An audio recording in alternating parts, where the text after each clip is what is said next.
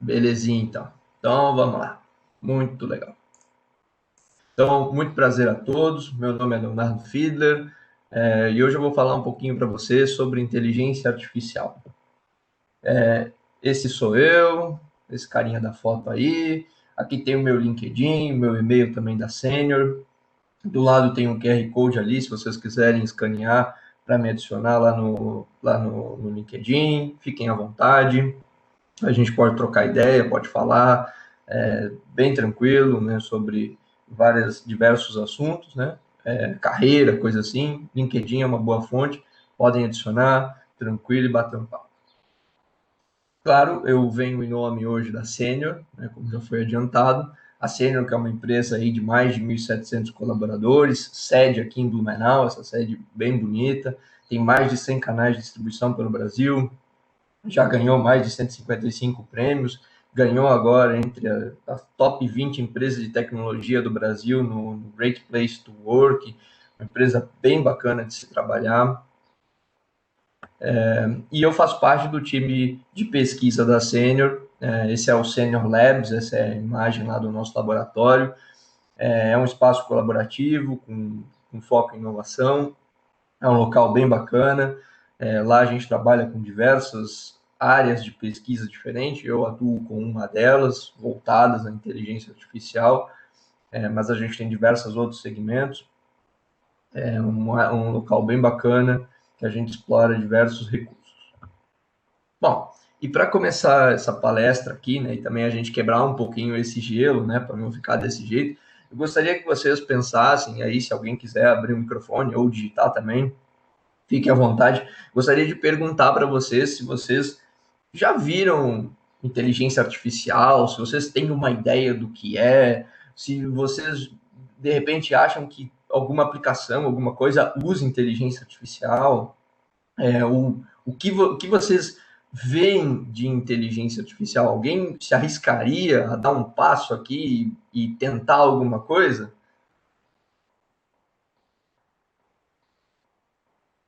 Pode falar, pode escrever. Não precisa ficar com medo, não precisa ter medo de errar. Se ninguém quiser chutar, não tem problema. Chatbots, o Marcos escreveu, sim, chatbots realmente os assistentes, legal, realmente um. O Carlos falou, a Google usa inteligência artificial? Usa sim, Carlos, usa em diversos locais. O Guilherme falou, em jogos tem muito, nos NPCs. Legal, vamos ver. Será que tem? Vamos ver. A gente talvez veja isso na palestra. E eu estou colocando isso e estou deixando esse primeiro slide para a gente ter esse primeiro contato, porque muitas das vezes a gente vê diversas aplicações e a gente não sabe onde que tem inteligência artificial, onde tem, e hoje em dia o termo está muito popularizado, então às vezes as pessoas acham que tem em todo lugar, né? E é legal de se entender que, primeiro, inteligência artificial não é uma mágica, né? Então não é uma caixinha mágica que acontece e tudo resolve os problemas. O Vinícius falou que acredita que a inteligência artificial é tudo que tem a parte eletrônica ou digital e interage com o humano. Legal, essa definição do Vinícius é bem interessante. Isso aí se fala, a gente define isso como agentes inteligentes. E nós vamos ver um pouquinho daqui a pouco algo muito próximo com isso. E como não podia faltar, a primeira coisa de todas é que o pessoal sempre fala daquela brincadeirinha de que inteligência artificial é só if, else, if, else, if, else. Isso é uma brincadeira, né? No mundo geral, o pessoal fala, é só cheio de brincadeira, é cheio de if, cheio de else. E, gente, de maneira geral, né? Não necessariamente é isso, né? Existem if, else, sim, né? Mas existe também, eu preciso defender aqui a minha gangue também, existe um pouquinho mais de outras coisas aqui, né? E que a gente vai ver durante essa palestra, né? E eu espero ao final mostrar para vocês que não é só esse bando de if, else. Vocês podem até chegar no final e falar, tem ali os seus if, else, tem, mas tem outras coisinhas também e a gente vai ver aqui hoje. Bom, primeiro vamos falar então o que é inteligência artificial. Eu procurei uma definição bem simples para passar para vocês, e eu acho que uma das mais fáceis e mais simples é essa aqui. É um ramo da ciência da computação que se propõe a elaborar dispositivos que simulem a capacidade humana de raciocinar, perceber, tomar decisões e resolver problemas. Enfim, a capacidade de ser inteligente. Eu destaquei em negrito algumas coisas que eu acho bem interessante, que dá o contexto que eu quero passar para vocês do que é inteligência artificial. Primeiro, elaboração de dispositivos, ou seja, a gente cria aplicações que simula a capacidade humana, ou seja, raciocinar, perceber, tomar decisões, resolver problemas. E aí vem o que o Vinícius falou ali, né? Tal de certa forma conectado com o que foi falado aqui, né? Enfim, a capacidade de ser inteligente, né? Esse inteligente é entre aspas, né, pessoal? Porque a inteligência dos algoritmos, eles vão funcionar dentro de um contexto. Então, não existe uma máquina super mágica que resolve todos os problemas. Todas elas vão ser capazes de ter entre aspas, um raciocínio, todas elas vão ter uma capacidade de perceber o seu contexto e tomar decisões dentro daquele contexto. Apesar da gente hoje, em 2020, falar desse termo, inteligência artificial, ser super legal, está super na moda, né? Assim como vários outros temas, eu queria mostrar para vocês nessa timeline aqui que em 1950 o Alan Turing já fez o teste de Turing. O teste que basicamente ele seria quebrado basicamente o dia em que a gente colocasse um ser humano de um lado, uma máquina de outro, eles conversassem e o ser humano não soubesse mais se é uma máquina ou é um humano. Veja, em 1950, gente, é muito velho. E para vocês terem uma noção, em 1955 o termo foi cunhado. Então, aqui tem outros marcos, mas veja, está super na moda em 2020, mas vem de 1955. Bom, e de forma geral, quais as diferenças entre uma programação tradicional, que a gente está mais habituado, para uma inteligência artificial? Eu fiz aqui um desenho, um fluxo, na verdade, mostrando os dois para tentar diferenciar para vocês. Na programação tradicional, a gente tem a entrada, a gente faz as regras da implementação e isso gera uma saída. Na inteligência artificial, normalmente as coisas são um pouco invertidas. A gente tem a entrada, normalmente a gente tem a saída, a gente sabe o que a gente quer de saída e a gente busca fazer alguma coisa que gera essas regras para que a gente possa abstrair. Vou dar um exemplo para vocês. A gente quer diferenciar laranjas e maçãs. Então, na programação tradicional, olha só como é que funciona. A gente tem a entrada com a laranjinha e com a maçã aqui, bonitinhas. A gente verifica se é uma maçã. Se for uma maçã, eu digo que é maçã. Se não for, a gente verifica se é uma laranja. Se for uma laranja, a gente diz que é uma laranja. Se não, a gente retorna nulo, não sei, seja lá o que a gente gostaria de dizer aqui para o usuário. Mas veja, a gente tem que fazer o passo a passo de verificação, né? Eu falei aqui do exemplo de laranja e maçã, então imagine assim, a gente pegaria uma imagem da laranja, a gente ia medir o tamanho, a gente ia verificar a cor, a gente ia fazer vários ifs ali, efetivamente, para chegar no resultado que a gente quer, né? Ou seja, instruções por instruções a gente ia determinar isso. Na inteligência artificial a coisa funciona um pouquinho diferente. A gente entra com laranjas e maçãs e a gente diz para o nosso software o seguinte, olha, isso aqui é uma laranja, isso aqui é uma maçã. E a gente dá vários exemplos para ele. Ó, esse aqui é laranja, esse também é laranja, esse aqui é maçã, esse aqui é maçã, esse também é maçã. E no final, a gente tem uma função que reconhece maçãs e laranjas. Ou seja, o que a inteligência artificial está preocupada é em calcular essa reta onde é possível separar as laranjas das maçãs. Então, imagine que a gente leve em consideração o tamanho e a cor. Se a gente fosse trabalhar proceduralmente, né, normalmente a gente ia fazer o quê? Se o tamanho for maior do que 10 e menor do que 15, é maçã. Se não, se o tamanho for maior do que 15, menor do que 20, é laranja. A gente faria um if lá desse jeito para resolver o problema. No caso da inteligência artificial, não.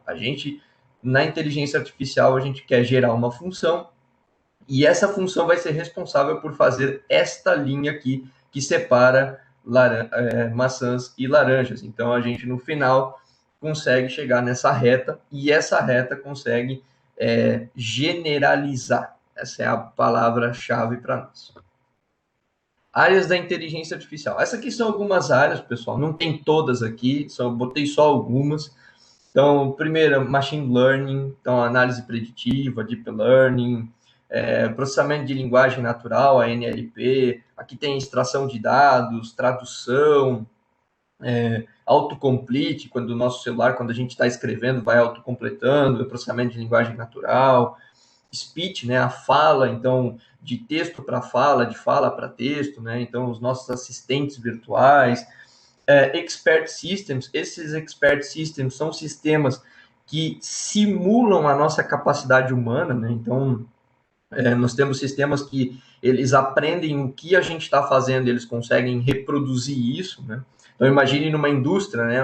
Você tem lá um local que a pessoa faz um movimento repetitivo, alguma coisa assim, você consegue criar, de repente, alguma coisa que faz esse processo para você. Aqui tem a parte de visão computacional, então aqui tem visão computacional, reconhecimento de imagem, vídeo, reconhecimento em tempo real, né? Então, aqui nós temos carros automatizados, enfim. Planejamento e otimização, então, imagina que você tem setores industriais de planejamento, você quer planejar o seu trabalho, você quer otimizar o seu trabalho. Robótica, né, bastante ligado com robótica, a de inteligência artificial. Como eu falei, são algumas, não tem todas aqui.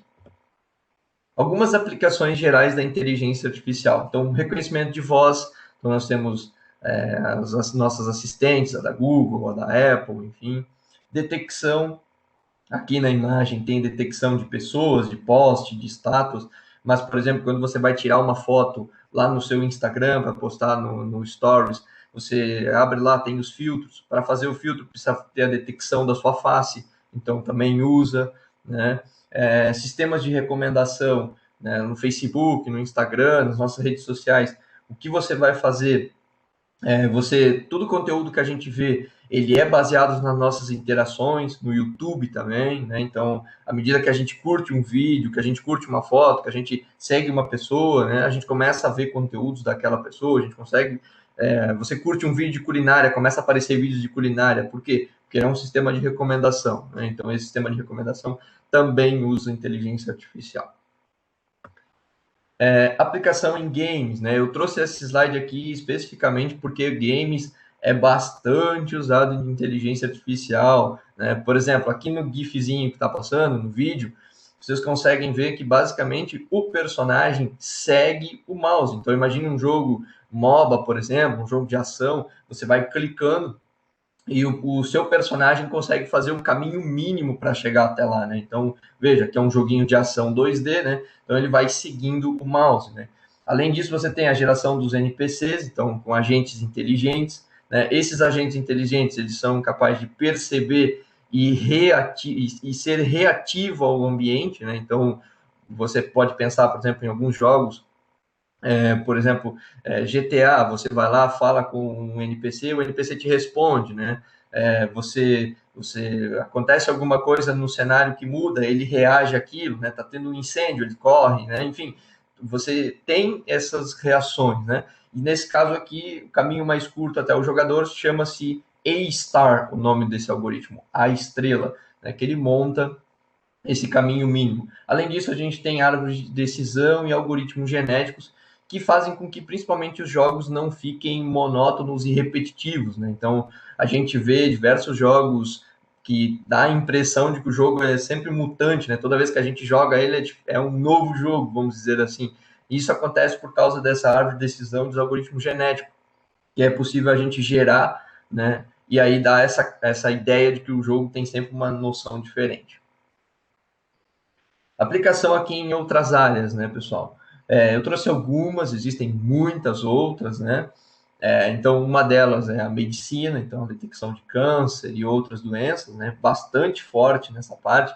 Tem também a parte já de robótica aqui, né? Com a medicina fazendo já cirurgias, né? Com robótica. Tem a parte de indústria, de automação de processos, tem a parte de biologia, na identificação de animais e plantas. Eu, particularmente, fiz um TCC de identificação de tartarugas marinhas, então, para vocês terem uma noção, né, a gente consegue reconhecer animais pela face, né, no caso das tartarugas, que é um trabalho bem legal. Na agricultura, nós temos identificação de grãos, por exemplo, né, drones, enfim, identificação de pesticidas, enfim, várias situações, né? E na sênior a gente trabalhou com 2 tipos de classificação, nós trabalhamos com de arroz e de café. Eu trabalhei mais especificamente na classificação de grãos de arroz. Então a gente tem uma máquina lá que você vai, os grãos vão passando, a gente fotografa o grão do arroz em 360 graus e a gente analisa ele dentro de 10 classes distintas, né? Se ele está bom, se ele não está bom para consumo, né? E aí isso influencia no preço que é pago, né, por esse arroz. Então, é bem interessante, né? E vocês podem pensar em diversas aplicações também que a gente usa, né? Então, veja, a inteligência artificial está em diversas áreas, existem muitas outras, mas aqui já tem alguns exemplos.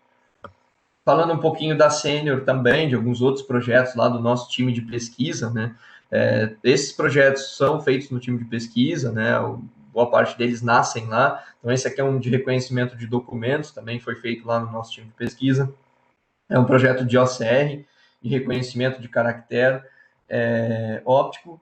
Então, basicamente, a pessoa entra com um documento, por exemplo, uma CNH, um título de eleitor, algum documento, e a gente consegue extrair né, as informações dele, o número do RG, as informações que estão contidas nessa imagem.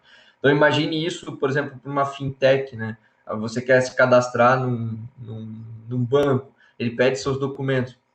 Ao invés de você ter que digitar suas informações e correr risco de digitar algum número errado e coisa assim, você pode simplesmente tirar uma foto, mandar para eles e eles reconhecem, né? Então isso acelera o cadastro, diminui o erro, né? Então facilita bastante tudo isso. E a gente fez uma dessas soluções aqui, né? Que tem um exemplo com uma CNH. Alguém falou também dos chatbots ali no chat, né? O Marcos comentou. Então aqui na Senior a gente tem a Sara, né?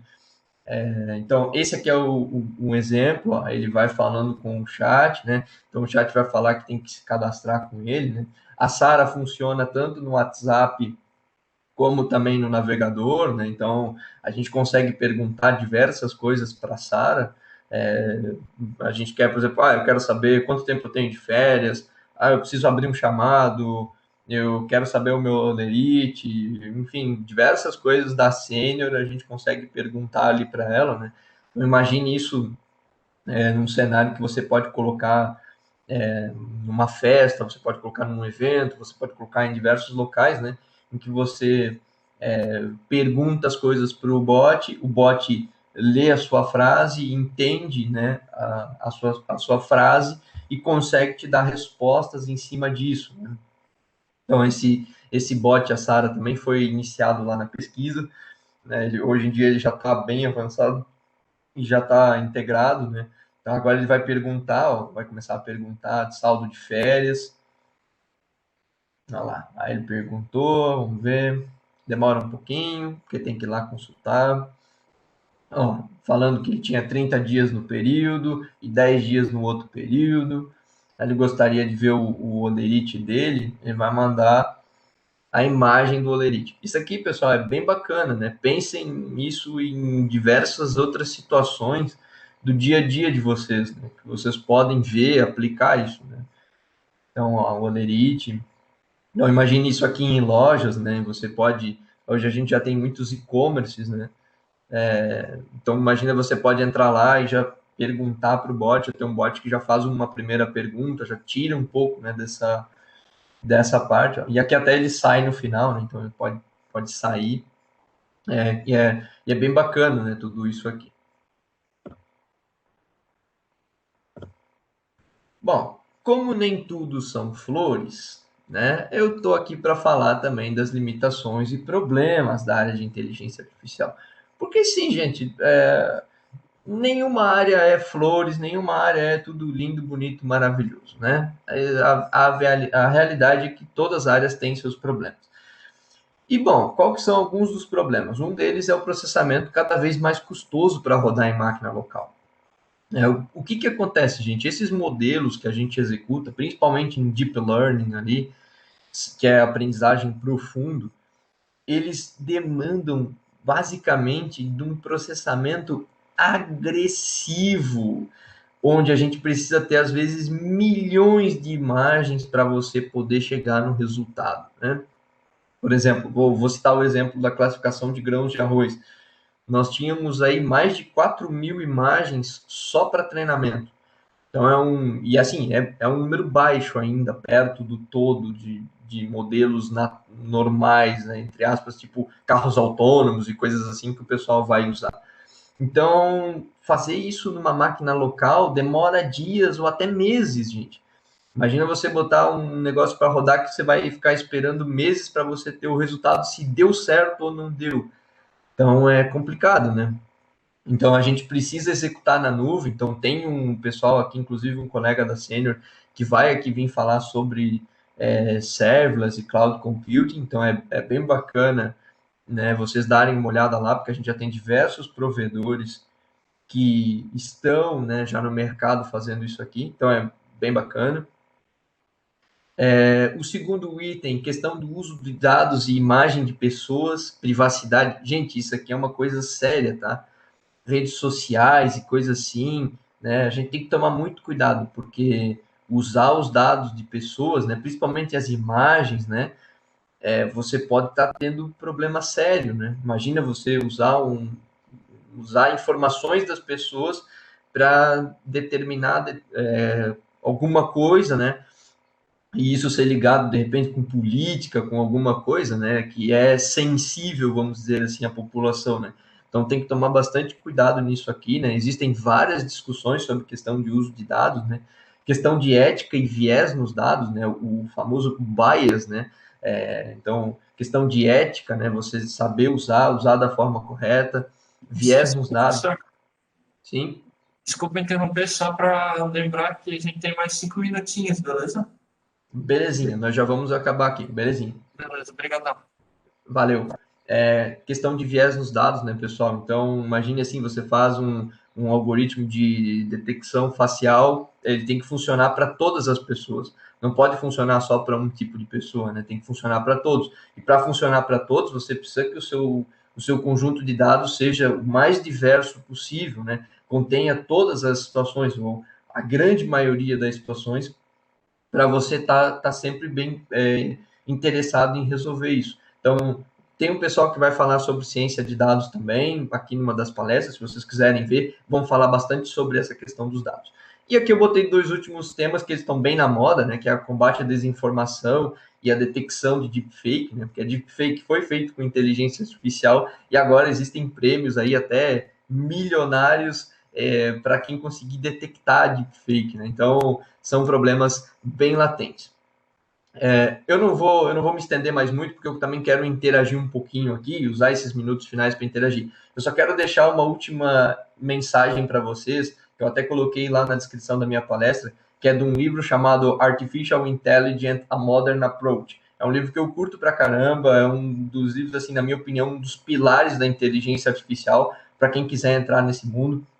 É um livro que tem mais de 1.000 páginas. Eu ainda sou só um mero level 2 que ainda estou lendo lá no começo, mas é um livro que eu curto pra caramba. E bem lá no começo ele fala essa frase aqui, eu traduzi para o português, que diz assim: por milhares de anos tentamos entender como pensamos, ou seja, como um amontoado de matéria pode perceber, aprender, predizer e manipular um mundo vasto e mais complexo que a si mesmo. Então, gente, o que eles estão falando aqui é dos seres humanos, mas entenda que tudo que nós estamos fazendo com os seres humanos, nós também estamos fazendo com a inteligência artificial. E quando a gente entende como nós pensamos, como tudo isso funciona, não são apenas áreas de exatas que estão envolvidas, são áreas humanas também, psicologia, filosofia, enfim, diversas estatística, matemática, todas elas estão envolvidas em entender. E quando a gente entende como a inteligência artificial funciona, nós também entendemos como nós, seres humanos, entendemos nosso mundo complexo e vasto, né, que é. E muito obrigado a vocês. Eu gostaria de usar esses minutinhos finais para a gente fazer um bate-papo. Gostaria de saber aí de vocês. Gente, comentários, perguntas, fiquem à vontade para a gente aproveitar esse tempo aqui. Se gostaram ou não gostaram também, podem falar. Vamos ver aqui. O Caio perguntou: a inteligência artificial tem alguma linguagem específica ou é possível implementá-la em qualquer linguagem?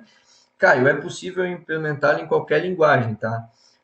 Hoje existem linguagens que elas já têm um foco maior para isso, por exemplo, a linguagem Python, que é uma linguagem que eu gosto bastante, tem a linguagem R, ali na pesquisa da Senior a gente usa bastante Python, mas você pode usar sim qualquer linguagem, tá? Boa parte deles são algoritmos, né? E algoritmos, gente, você implementa em qualquer linguagem, né? Você só precisa entender como ele funciona por baixo, né? Então, é claro que, assim, na prática, nem todas as linguagens têm soluções otimizadas para isso também, né? O Ian Ulisses falou: parabéns pela palestra, muito interessante, muito obrigado. Mas sabe me contextualizar quando utilizar algum tipo determinado de aprendizado, supervisionado, não supervisionado, reforço e afins? Sim, a questão do aprendizado supervisionado, que é o mais comum, é quando normalmente tu consegue ter um ambiente que tu consegue mapear as tuas variáveis, né? Então, por exemplo, tu quer classificar arroz, que nem a gente fez lá na série. A gente consegue trabalhar com aprendizagem supervisionada porque a gente tem todos os elementos, todas as classes, tudo que está envolvido. A questão de usar uma aprendizagem não supervisionada tu usa ela em duas situações. Primeiro, quando tu tem cenários muito adversos. Então, imagina assim, às vezes, tu está trabalhando com reconhecimento de vídeo, né? Então, tu precisa ter, às vezes, soluções que elas vão ser mais rápidas, elas não vão ser tão demoradas. Então, a solução não supervisionada, ela acaba sendo melhor nesse sentido, né? Soluções não supervisionadas, gente, para vocês terem uma noção, isso pode funcionar assim. Nós temos um algoritmo chamado Caminhos. Esse algoritmo ele divide em grupos. Então imagine mais ou menos o seguinte: eu não tenho como treinar determinados cenários. Por exemplo, nós aqui, mas eu poderia coletar algumas pequenas informações de vocês e separar vocês em grupos. Então, a aprendizagem não supervisionada seria melhor nesse sentido.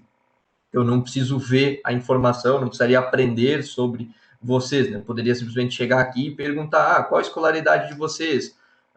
Qual a idade de vocês? E aí eu separo vocês em grupos. Pessoas que têm determinada escolaridade e tal faixa etária, eu consigo fazer essa divisão, né? E a questão de aprendizagem por reforço, normalmente é quando você precisa fazer alguma coisa e repetir aquilo e sempre otimizar, né? Por exemplo, na graduação eu fiz um robô que aprende a andar. Então ele tem um braço e ele vai aprendendo a andar, e aí você tem uma função lá que você vai evoluir. Então essa seria a diferença aqui brevemente. O Marcos falou: gosto de pensar na inteligência artificial como uma extensão da inteligência humana e não como substituta. Parabéns pela palestra, obrigado por compartilhar um pouco do seu tempo conosco. Muito obrigado, Marcos, compartilhe do seu pensamento. A Andresa falou: gostei muito da palestra, sou do curso de UX e UI Design e ajudou a abrir a mente para outras áreas. Muito obrigado. E o João também falou: parabéns pela palestra. Você vê risco no uso de redes sociais nos dias de hoje? Vejo sim, João. Inclusive tem um filme documentário na Netflix, eu esqueci o nome agora, que retrata bastante a questão do uso das redes sociais, tá? Bem interessante, é bem lúdico, eu esqueci o nome dele agora, desse filme, mas é bem bacana, dá para procurar e dá para assistir lá, é bem legal, assim, eles mostram bem lúdico, assim, como é que funciona o sistema fica realimentando as pessoas, né? Enfim, a questão até mesmo da gente se dividir, questões políticas, enfim, então tem tudo isso aí, e sim, o dilema das redes. Muito obrigado, Andresa. Muito obrigado. O dilema das redes, exatamente. Esse filme é meio um filme documentário, assim, é bem bacana, explica bem legal aí, e vale a pena dar uma olhada. Show, professor. Eu acho que é isso. A gente teria que encerrar agora. Beleza. Muito obrigado, senhor Leonardo, pela palestra.